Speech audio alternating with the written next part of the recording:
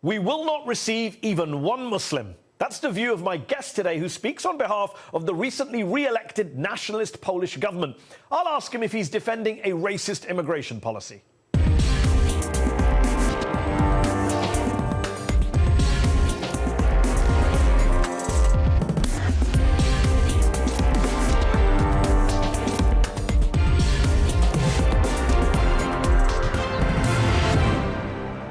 Dominic Tarczynskim, thank you for joining me on UpFront. You're an MP and an MEP-elect for Poland's Law and Justice Party, which was recently re-elected to government and which is often criticised for being anti-immigrant, anti-refugee.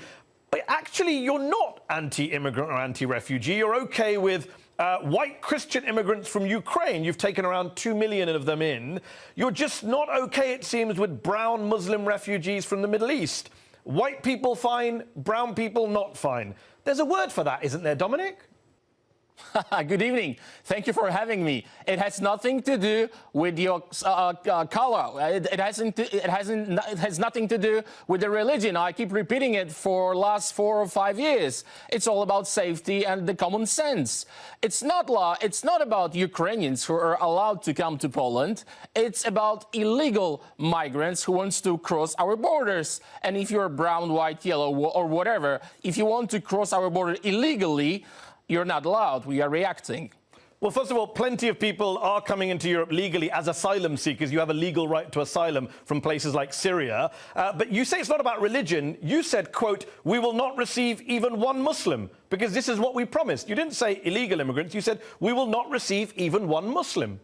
It has nothing to do with the Muslim religion. It's not Islamophobia, as someone's trying to tell us. It's all about this moment and this fact that at 2015, Angela Merkel started this madness, and now this is a problem about Muslims mainly coming to Europe. I'm surprised they are not going to Saudi Arabia, Qatar, or any other rich Muslim countries. They would feel much better, isn't it?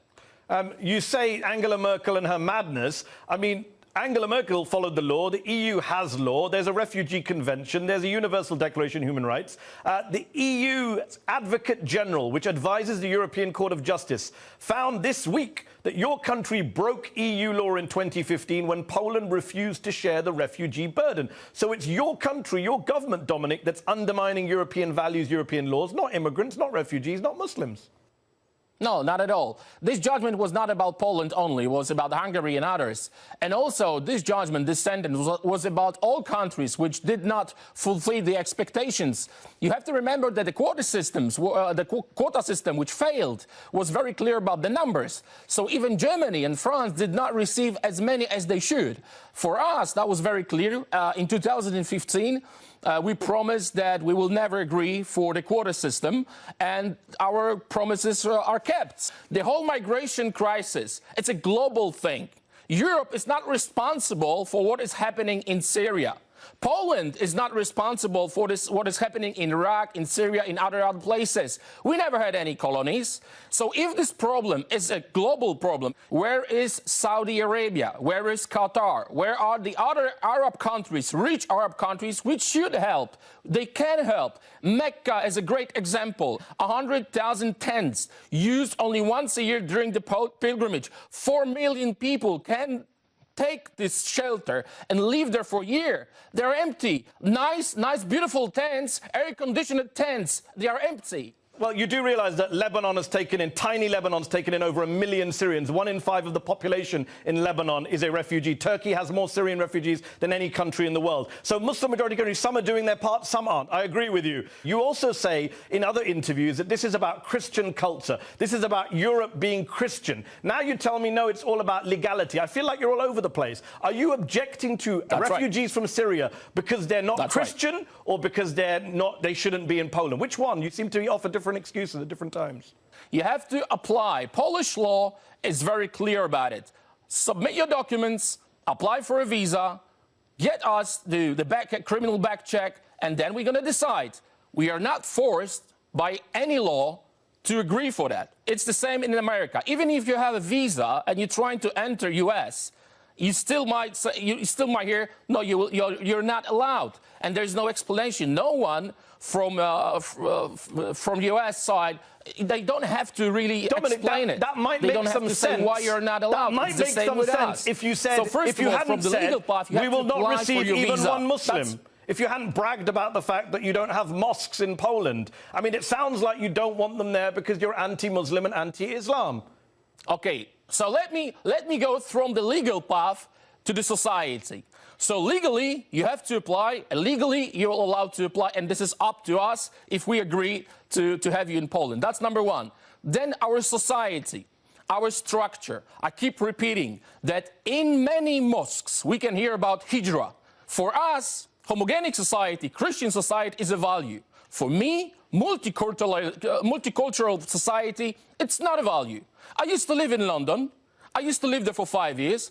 I used to work in US, and I see the fruits of multiculturalism. For me, it's not a virtue. For me, it's not a value. So we have a right to think about our future in a way we want to. So Christian culture, Roman law, Greek philosophers, these are the virtues for us. It's funny That's that you number mention. one. It's funny that you Number mention. two, Can I jump in we one don't second? want There? Sharia law in Europe. Okay, I'm the member. Let me finish. Having Muslims in your country doesn't mean you have Sharia law. You mentioned London. The mayor of London is a Muslim. There's no Sharia law. Let me ask you this. You mentioned London. Some would say it's hypocritical that you don't want Muslims in Poland because No, you you are having finish my places question. where the Sharia is present. Let me finish a question. Let me finish the question. Many would say it's hypocritical that you say you don't want Muslim immigrants in your country because they commit crimes, there's a security threat, and yet you hear exactly the same rhetoric about Polish immigrants in the UK from right-wing politicians and media there. They say the Poles are groping women, they're feckless, they're criminals, they won't integrate. Don't you see the irony or the hypocrisy of treating Muslim immigrants to Poland in the same way that some Britons treat Polish immigrants?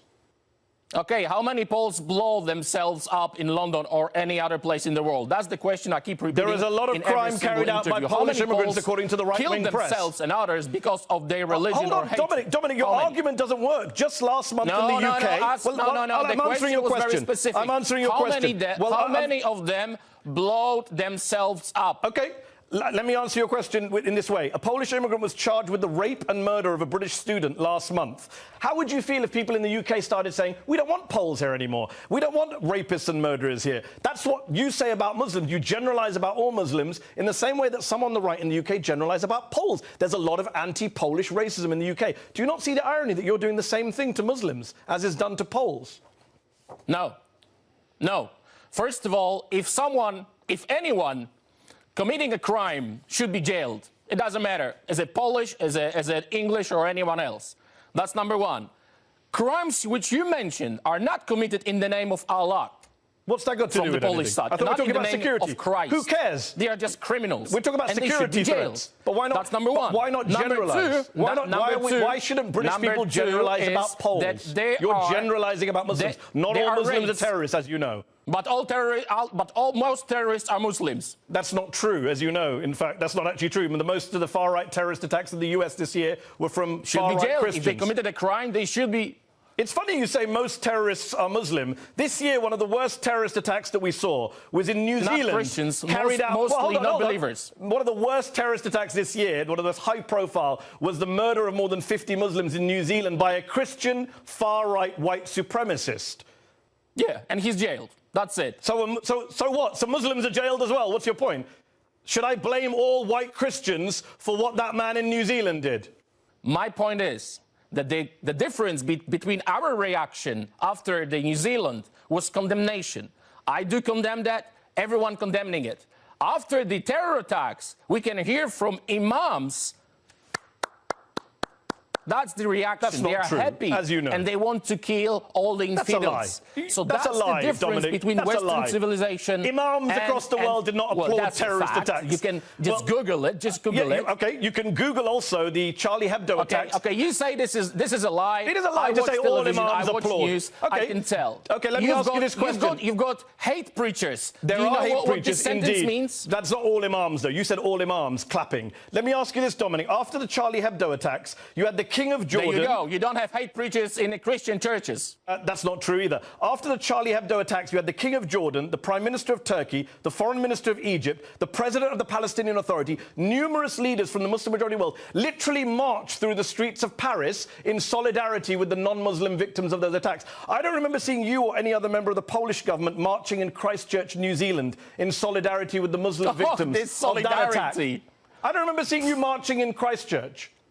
All this solidarity, candles, and all this painting on the floor, it's a joke. But where was we yours? Don't need this kind where of was your march? I don't remember seeing your march in New Zealand. Real action. Dominic, I don't remember seeing you and the Polish government marching in New Zealand. Answer that. Why didn't you do what Muslim leaders did and march in Christchurch? No, we don't need marches. We have our borders, which are safe. That's got nothing to do with the question. A Christian far-right nationalist carried out an attack in New Zealand. If you're saying Muslims should condemn a Muslim attack, which they did, why didn't you go to New Zealand and condemn that attack? Why didn't you march like Muslim leaders did in Paris? Why didn't you march in Christchurch?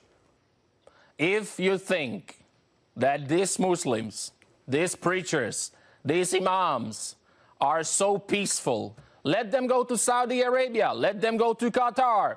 If you want to be a refugee, you have to flee to the first safe country, neighbor country. Then you have to apply, you have to prove who you are. And now we are having people in Europe, Poland is not a neighbor of Syria, without documents or with 5 passports, the same picture and different names. That's just a fact from our interior ministers. So it's all about safety. You are trying to put the whole subject in a box of Islamophobia.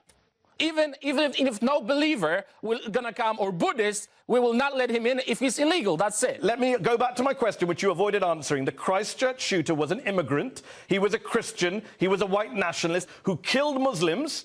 And he had on his weaponry references to a battle in which a king of Poland defeated Muslim invaders. He had the name of a Polish military commander on one of his weapons. So I ask again, why didn't you, according to your own logic, go to Christchurch and disown him? Say this has nothing to do with us, nothing to do with Poland or Christianity. That's what you expect of Muslims. Why didn't you do that in New Zealand? I ask again.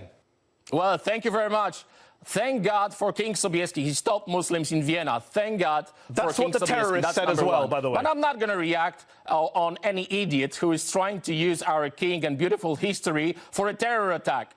And why can't Muslims say the same? Do you not see the illogic of your position? If not King Sobieski, you're basically Muslims saying what every Muslim Europe, says about Muslim terrorist attacks. Invited them. Not at all. Okay. I got to ask the question, though, and I want to talk about the broader cultural point, because you have said in a previous interview this is about culture. This is about preserving Christian culture in Europe. I'm saying to you, white supremacists have carried out horrific terrorist attacks this year in El Paso, Texas, San Diego, California, Christchurch, New Zealand. And they have talked about stopping mosques, stopping the invasion of Muslims, protecting Christian culture. It's virtually the same language that is used by your party and by you. There is an overlap. We can see that with our eyes. It's the same rhetoric. No, the difference is we are not shooting. If someone is a terrorist or killer or a criminal, should be jailed. You're not shooting, but are you inciting the violence by using that rhetoric of invasions and stopping mosques? Do not compare me to the criminal. I'm comparing your rhetoric, not you. I'm saying the rhetoric is similar, is it not? Or are you denying that? It sounds like you're agreeing. First of all, as I said, it's against our law. That's number one. It's against our culture. And the culture is very important. As I told you, we are a Christian country. We don't want hijra in Poland. We don't want Poland being taken over by Muslims, Buddhists, or someone else. For us, Christianity as identity, as our DNA, is very important. And our government has the right to say no. And no one will ever force us to take Muslims, Buddhists, non-believers in huge numbers. But we are helping by sending money, because our government is very straight. We have to help in a place of the conflict, in Syria, in Iraq. That's it. Do not force us to do things which our society doesn't want. That's why our government was elected. That's why we have won. Dominic Tarczynskim, thanks for joining me on Up Front.